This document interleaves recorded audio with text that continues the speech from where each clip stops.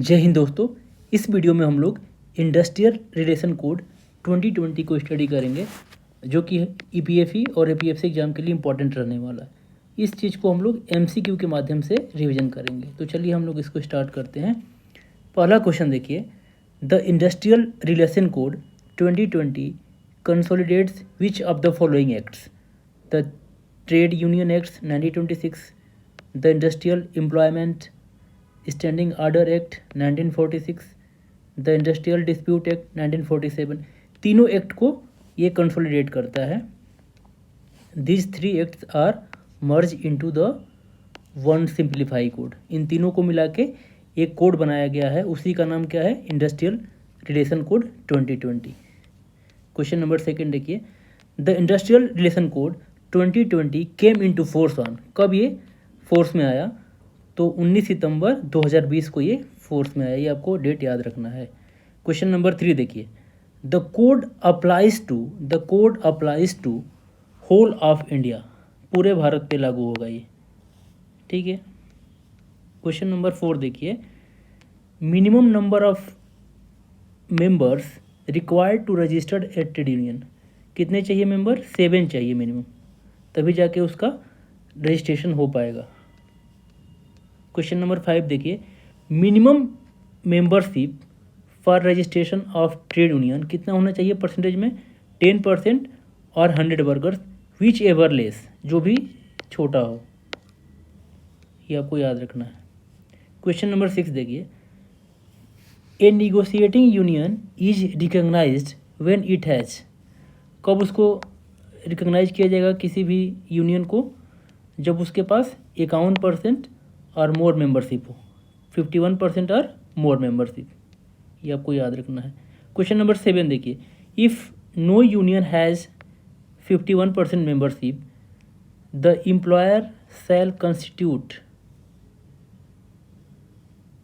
क्या कर सकता है एम्प्लॉयर? निगोशिएटिंग काउंसिल को कंस्टिट्यूट कर सकता है, अगर किसी यूनियन के पास 51% मेंबरशिप नहीं है तो। क्वेश्चन नंबर 8 देखिए, trade union enjoy immunity under which section. किस सेक्शन में इनको इम्यूनिटी मिलता है? सेक्शन 14 में इनको इम्यूनिटी मिलता है, याद रखिएगा। Section 14 provides immunity from civil and criminal liability for acts done in good faith, ठीक है। सेक्शन 14 में उनको इम्यूनिटी मिला है सिविल और क्रिमिनल लाइबिलिटी से। क्वेश्चन नंबर 9 देखिए, works committee shall be constituted where workers are. Worker committee, अगर वहाँ पे वर्कर कितने होंगे? 100 से बराबर हो या उससे ज़्यादा हो, तब वर्क कमेटी इस्टेब्लिश होगी, वहाँ पे इस्टेब्लिश होगी। क्वेश्चन नंबर 10 देखिए, grievance redressal committee applies to establishment. किस इस्टेब्लिशमेंट पे अप्लाई होती है? जहाँ पे 20 या उससे ज़्यादा वर्कर होते हैं, वो इसी पे अप्लाई होती है। उसी तरह से वर्क कमेटी कहाँ बनती है? जहाँ पे 100 या 100 से ज़्यादा वर्कर होते हैं। वर्क्स कमेटी कहाँ बनती है? जहाँ पे 100 या 100 से ज़्यादा वर्कर होते हैं। क्वेश्चन नंबर 11 देखिए, जो स्टैंडिंग आर्डर है ना, अप्लाई टू इस्टेब्लिशमेंट एम्प्लॉइंग। किस इस्टेब्लिशमेंट में स्टैंडिंग आर्डर अप्लाई होता है? जहाँ पे 300 या 300 से ज़्यादा वर्कर कार्य करते हैं, वहाँ पे स्टैंडिंग आर्डर अप्लाई होता है।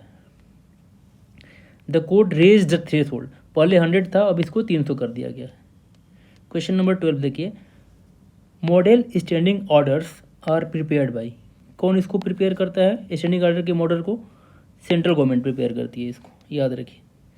अब देखिए, नोटिस से रिलेटेड कुछ क्वेश्चन है। क्वेश्चन नंबर 13 देखिए, employer must give notice to change before altering service condition. यानी सर्विस कंडीशन को चेंज करने से पहले एम्प्लॉयर को नोटिस देना चाहिए। ये किस सेक्शन में मेंशन है? सेक्शन 33 में मेंशन है ये चीज़। आर्बिट्रेशन सेक्शन 40 में मेंशन है। अब देखिए क्वेश्चन नंबर 14 देखिए, जो industrial dispute may be refer to arbitration,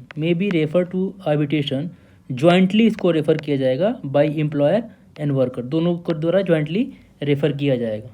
जो इंडस्ट्रियल डिस्प्यूट होगा ना, उसको रेफर किया जाएगा आर्बिट्रेशन को jointly by employer and workers. एक के द्वारा नहीं होगा, ज्वाइंटली करना पड़ेगा इसको। क्वेश्चन नंबर 15 देखिए, industrial tribunal under this code replace, जो इंडस्ट्रियल ट्रिब्यूनल है ना वो किसको रिप्लेस कर रहा है, लेबर कोड और इंडस्ट्रियल ट्रिब्यूनल को रिप्लेस कर रहा है। ठीक है।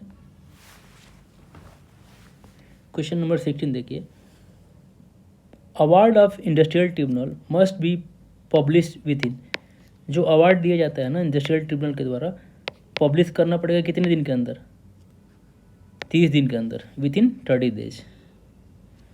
कंसोलिएशन ऑफिसर इज अपॉइंटेड टू, जो कंसोलिएशन ऑफिसर होते हैं ना is appointed to promote settlement between parties.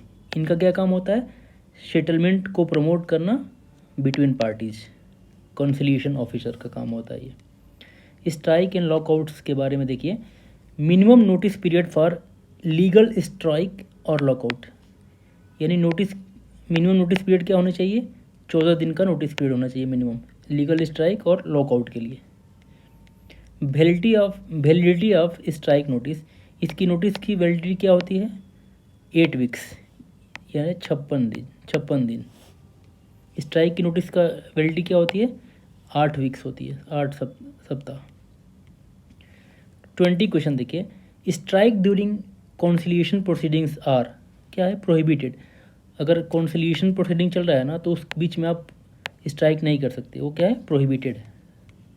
Lay off और रिटेंचमेंट और क्लोजर की बात हो रही है, ले ऑफ, रिटेंचमेंट एंड क्लोजर की बात हो रही है, सेक्शन 67 से 77 तक ये दिया हुआ है। दिस प्रोवाइड ये जो प्रोविजन है ना ले ऑफ का, रिटेंचमेंट का और क्लोजर का, अप्लाई टू इस्टेब्लिशमेंट एम्प्लॉइंग, किस इस्टेब्लिशमेंट पे ये अप्लाई होता है, जहाँ पे 300 या 300 से ज़्यादा वर्कर हैं वहीं ये चीज़ अप्लाई होती है।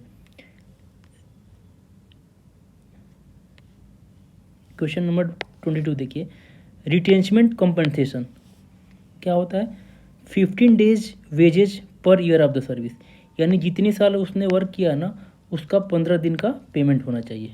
अगर 5 साल किया है तो हर साल 15 डेज का जो पेमेंट होगा वही इसका कंपनसेशन होगा। 15 डे का पेमेंट इंटू 5 कर देंगे, वही हमारा क्या हो जाएगा, रिटेंचमेंट कंपनसेशन हो जाएगा। Closure notice must be given 16 days before, जो क्लोजर नोटिस होता है ना उसको 60 दिन पहले देना पड़ेगा। क्वेश्चन नंबर 24 देखिए, employer contribution to the worker reskilling fund, ये क्या होता है, 15 डेज वेज। जो वर्कर रीस्किलिंग फंड बनेगा ना उसमें क्या होगा, 15 दिन का पेमेंट कंट्रीब्यूशन करना पड़ेगा एम्प्लॉयर को। ठीक है, वर्कर रीस्किलिंग फंड में क्या होगा, करना पड़ेगा एम्प्लॉयर को, जो 15 दिन का वेजेज होगा ना उसी को कंट्रीब्यूट करना पड़ेगा। क्वेश्चन नंबर 25 देखिए, amount must be credited to retrenched worker, जो भी वर्कर रिटेंच जिसको छटनी किया गया है अकाउंट विद इन, कितने दिन के अंदर उसके अकाउंट में क्रेडिट कर देना होगा, 45 दिन के अंदर उसको क्रेडिट कर देना होगा अमाउंट को। क्वेश्चन नंबर देखिए, पेनाल्टी और ऑफेंस की बात हो रही है। पेनाल्टी फॉर इलीगल स्ट्राइक कितना है, 50,000 और 1 मंथ का इम्प्रिजनमेंट। ठीक है। 27 देखिए, penalty for illegal lockout 2 lakh का हो जाएगा इसमें पेनाल्टी। अगर रिपीट करेगा ऑफेंस 28 में देखिए तो डबल फाइन हो जाएगा, क्या हो जाएगा, डबल फाइन हो जाएगा। क्वेश्चन नंबर 29 देखिए, minor offence can be compounded under, जो माइनर ऑफेंस होगा ना उसको किसके अंदर कंपाउंड किया जाएगा, सेक्शन 84 के द्वारा अंदर कंपाउंड किया जाएगा। क्वेश्चन नंबर सेक्शन जो 97 है ना वो क्या बोलता है, वो deals with repeal of the earlier acts. वो क्या करता है, जो भी 3 जो एक्ट थे ना इसके पहले, इस कोड के बनने से पहले, उसके रिपील के बारे में ये बात करता है सेक्शन 97। अब देखिए कुछ थोड़ा सा डिफिकल्ट क्वेश्चन पे चलते हैं। क्वेश्चन नंबर 1 देखिए, the industrial relation code define worker similar to the industrial dispute act 1947, which of the following statement are correct. इसमें देखिए पहला स्टेटमेंट क्या है, supervisor earning up to 18,000 month are included as worker, ठीक बात है, जो 18,000 कमाएगा उसको एज ए वर्कर माना जाएगा।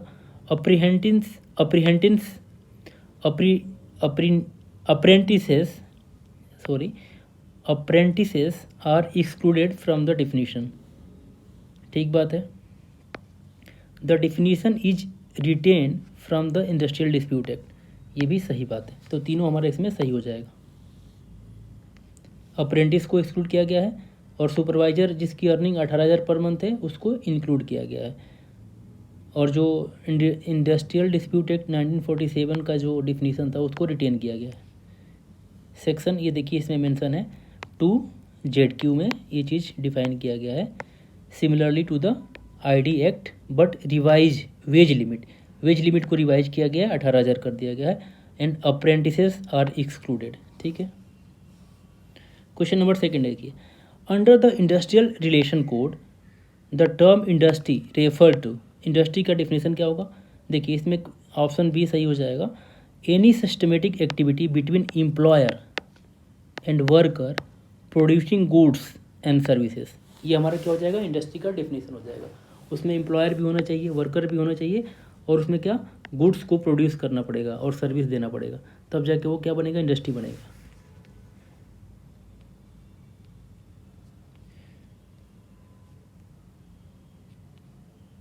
क्वेश्चन नंबर 3 देखिए, एसर्शन और रीजनिंग का क्वेश्चन है। The code introduce the concept of negotiating union and negotiating council. Reason क्या है? To promote collective bargaining and reduce inter union rivalry. ठीक बात है, दोनों हमारा सही है, बोथ ए और आर ट्रू है, और आर इसको एक्सप्लेन भी कर रहा है। सेक्शन 19 में इसकी बात की गई है, create this provision to strengthen fair representation in industrial negotiation. ठीक है। क्वेश्चन नंबर 4 देखिए, trade union registration may be cancelled if, trade union का जो रजिस्ट्रेशन है ना कब कैंसिल होगा? It obtain registration by fraud, सही बात है। इट सीज टू एग्जिस्ट, ये भी सही बात है। It fails to file annual return for 3, नहीं ये बात नहीं, इसमें फाइन कर सकते हैं, उसका रजिस्ट्रेशन कैंसिल नहीं कर सकते, तो ये दोनों सही हो जाएगा। सेक्शन 10 में ये बात मेंशन है, फ्रॉड और cessation of existence leads to cancellation, failures to file returns fine होगा, ये कैंसिलेशन नहीं होगा।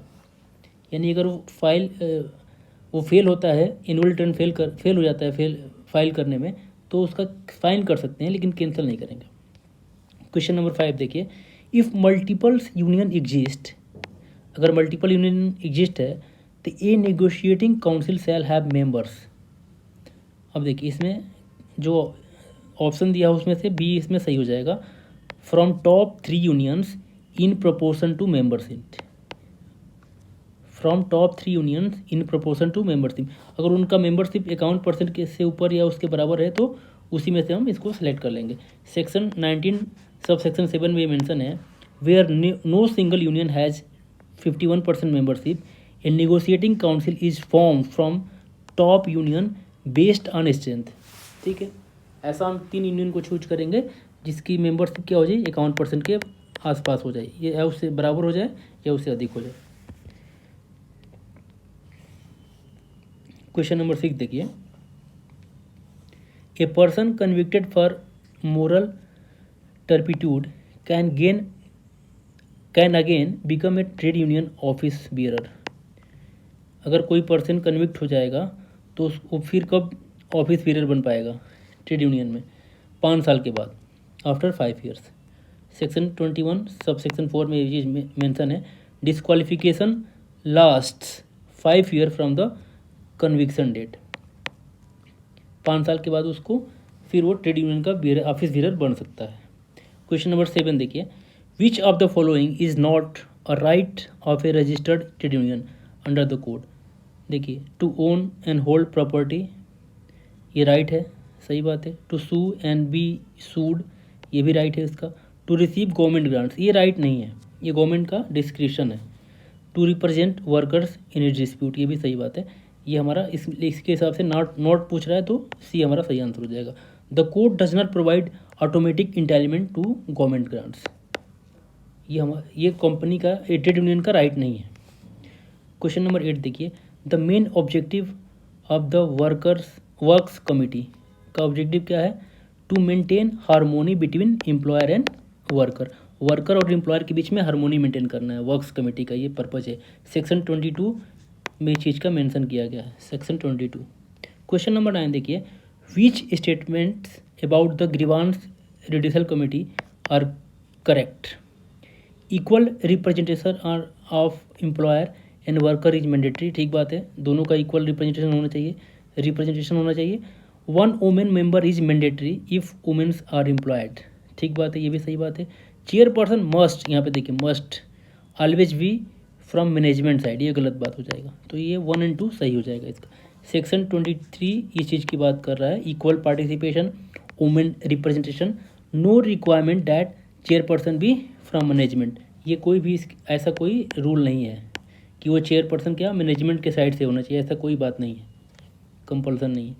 क्वेश्चन नंबर 10 देखिए, term of grievance redressal committee कितना होना चाहिए इसका टर्म्स, 2 साल का टर्म होना चाहिए. ये सेक्शन 23 सब सेक्शन 3 में मेंशन है. टेन्योर कितना होना चाहिए, 2 साल का. Standing orders are mandatory for establishment with, जिसमें 300 वर्कर होंगे वहाँ पे स्टैंडिंग ऑर्डर क्या हो जाएगा, मैंडेटरी हो जाएगा. क्वेश्चन नंबर 12 देखिए, ये सेक्शन 26 में मेंशन है, अब सेक्शन को भी आप एक बार देख सकते हैं. सेक्शन 12 देखिए, who certify the standing orders under the code. कौन सर्टिफाई करेगा स्टैंडिंग ऑर्डर को, सर्टिफाइंग ऑफिसर, नाम से ही क्लियर है, सर्टिफाइंग ऑफिसर उसको सर्टिफाई करेगा. सेक्शन 28 में ये चीज़ मेंशन है, certifying officer examine amends and certify standing order. Question number 13 देखिए, model standing order are applicable. Model standing order are applicable only until employers own standing order are certified. Only until employers own standing order are certified. ठीक है. Model order act as a default rules till certification is complete. ठीक है. Question number 13 हो गया. 14 देखिए, notice of change in service condition is not required.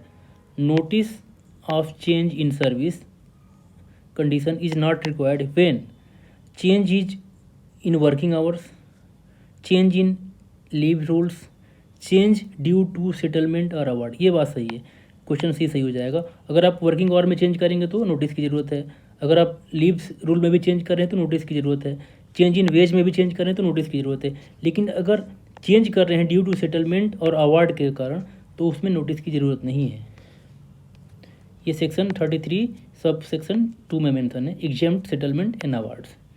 Settlement और award notice से exempt रहते हैं.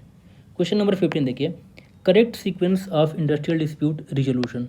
ये तो सीक्वेंस आपको याद करना है, पहले कंसिलिएशन होगा, फिर आर्बिट्रेशन, फिर tribunal. Dispute first conciliated, unresolved once goes to arbitration और ट्रिब्यूनल एडजुडिकेशन. ठीक है. क्वेश्चन नंबर 16 देखिए, composition of industrial tribunal under the code. उसमें एक जुडिशियल भी होगा और एक एडमिनिस्ट्रेटिव मेंबर भी होगा, दोनों होंगे. कंपोजिशन क्या होगा इंडस्ट्रियल ट्रिब्यूनल का, एक जुडिशियल और एक एडमिनिस्ट्रेटिव मेंबर होंगे. सेक्शन 45 में चीज़ मेंशन है. 17 देखिए, terms of member of industrial tribunal. कितना टर्म होता है इनका, 5 ईयर्स. क्वेश्चन नंबर 18 देखिए, ए strike without giving 14 day prior notice is illegal हो जाएगा. अगर बिना नोटिस दिए स्ट्राइक करेंगे तो क्या हो जाएगा, 14 डे, तो क्या हो जाएगा, वो इलीगल हो जाएगा. सेक्शन 62 बात करता है इसका, notice of 14 days mandatory before strike and lockout. Mandatory हो गया अभी. क्वेश्चन 19 देखिए, strike notice is valid for 8 weeks. ठीक है. क्वेश्चन 20 देखिए, strike during arbitration proceeding are क्या हो जाएगा, प्रोहिबिटेड. अगर प्रोसीडिंग चल रहा है ना आर्बिट्रेशन का तो उसमें स्ट्राइक आप नहीं कर सकते. सेक्शन 63 इस चीज़ की बात करता है. क्वेश्चन 21 देखिए, prior government permission is required for. Government का परमिशन कब रिक्वायर्ड है, retrenchment in establishment with 300 workers. सही बात है, अगर रिट्रेचमेंट करना है जहाँ जिसमें 300 से ज़्यादा वर्कर हैं तो उसमें परमिशन की ज़रूरत है. क्लोजर ऑफ सच एस्टेब्लिशमेंट, दोनों बात सही हो जाएगी. ये प्रायर गवर्नमेंट का परमिशन लेना पड़ेगा दोनों केसेस में. क्वेश्चन नंबर 22 देखिए, रिट्रेचमेंट कंपनसेशन इक्वल्स टू, ये भी हमारा सही हो जाएगा, 15 डेज एवरेज पे पर कंप्लीटेड ईयर ऑफ सर्विस. अगर सपोज 5 साल किया है तो हर साल 15 दिन का एवरेज पेमेंट. ठीक है. 23 देखिए, continuous service includes period of sickness and accident. ये भी, इसको भी काउंट किया जाएगा कंटिन्यूअस सर्विस में. अगर कोई सिक है और एक्सीडेंट हो गया है तो वो भी सर्विस में ही काउंट किया जाएगा. ये बात सही है। 24 देखिए, worker reskilling fund is establish under, किस सेक्शन में इसको स्टेब्लिश किया गया है? सेक्शन 78 में। Section 78 for retrench worker reskilling employer contributes 15 days wages per worker within 45 day, 45 दिन के अंदर। पेनाल्टी फॉर इलीगल लॉकआउट कितना है? 2 लाख का। सेक्शन 80 में मेंशन है employer fined up to 2 lakh for illegal lockout. इसको क्विक रिवीजन कर लीजिए। वर्कर का डिफिनेशन देख लीजिए। सुपरवाइजर 18,000 या 18,000 से कम होगा तो वर्कर में के डिफिनेशन में आएगा। अप्रेंटिस कोर्स में से एक्सक्लूड किया गया है। इंडस्ट्री का systematic activity between employer and worker. Negotiating union 51% member होने चाहिए। वर्क्स कमेटी अगर वर्कर कितने होने चाहिए? 100 या 100 से ज़्यादा। ग्रीवांस कमेटी 20 वर्कर्स, 2 ईयर उनका टर्म होता है। स्टैंडिंग ऑर्डर 300 से ज़्यादा वर्कर होने चाहिए या 300 होने चाहिए। Notice of change 14 days prior. Industrial tribunal judicial भी होगा उसमें और एडमिनिस्ट्रेटिव मेंबर भी होगा। स्ट्राइक नोटिस 14 डेज और कितने दिन तक इसकी वैलिडिटी होती है? 8 weeks. Retrenchment 15 days wage per year. Reskilling fund section 78। Illegal lockout fine 2 lakh. Thank you.